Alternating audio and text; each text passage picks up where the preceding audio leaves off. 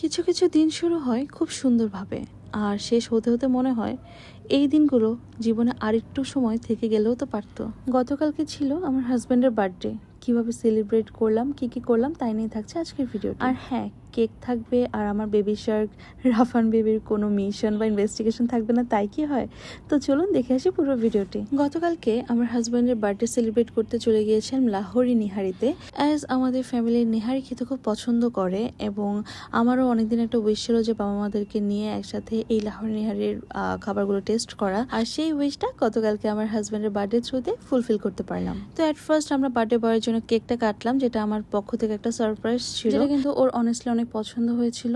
আর পছন্দ হবেই বা না কেন, এটা কিন্তু ওর আমাদের বেবির সাথে ফার্স্ট বার্থডে। আর তারপর আমাদের এই যে লিটল রাফান, ও যদি কেক দেখে আর সেই কেকে যদি কোনো পার্সোনাল ইনভেস্টিগেট না করে তাহলে কিভাবে হবে বলেন? তো দেখুন, বার্থডে বয় যখন কেক কাটছিল তখন রাফান বেবি কিন্তু মানে হাত দেওয়ার জন্য খুব চেষ্টা করছিল।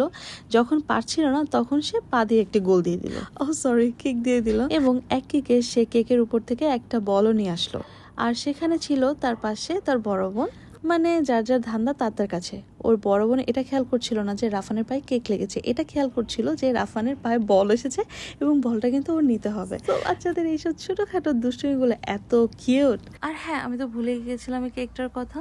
কেকটা না হয়েছিল শেকস কেক পেজ থেকে। অ্যাকচুয়ালি আমার হাজব্যান্ড হোমমেড কেক একদমই পছন্দ করেন না, কিন্তু এই একটা হোমমেড পেজের কেক আমার হাজব্যান্ড পছন্দ করে, আফটার সুমিস কেক। ইভেন কালকে যারা কেক নাও পছন্দ করে তারাও কিন্তু ট্রাই করে বলেছে কেকটা কিন্তু খুব মজার ছিল। থ্যাংক ইউ আপু, আপনার এত এফোর্ট আর সুন্দর কাজের জন্য। এটা কিন্তু কোনো পেইড প্রমোশন না, আপুর কাছ থেকে আমার এই 4th টাইম কেক নেওয়া। এনিওয়ে, পা মুছে কেকটা সামলে আমরা খাওয়া দাওয়া শুরু করে দিলাম, যেখানে মেনুতে ছিল নিহারি এবং কাবাব। আর লাহোর নিহারির কথা আলাদা করে কি বলবো, এদের নিহারি হচ্ছে নেক্সট লেভেল, যার কারণে এতটা ভালো লেগেছে যে আজকে বার্থডে সেলিব্রেট করতে এখানে চলে আসলাম। So this is definitely a must try food. And lastly we tried this falooda and this is good. এরপর খাওয়া দাওয়া, গল্প, হাসি, ফ্যামিলি আড্ডা সব মিলিয়ে সুন্দর একটা সন্ধ্যা। দিন শেষে ফ্যামিলি কিন্তু সবচেয়ে বড় একটা ব্লেসিং, আর দিন শেষে এই যে ছোট ছোট মুহূর্তগুলো আমরা ক্রিয়েট করছি, এগুলো একদিন অনেক বেশি করে মনে পড়বে।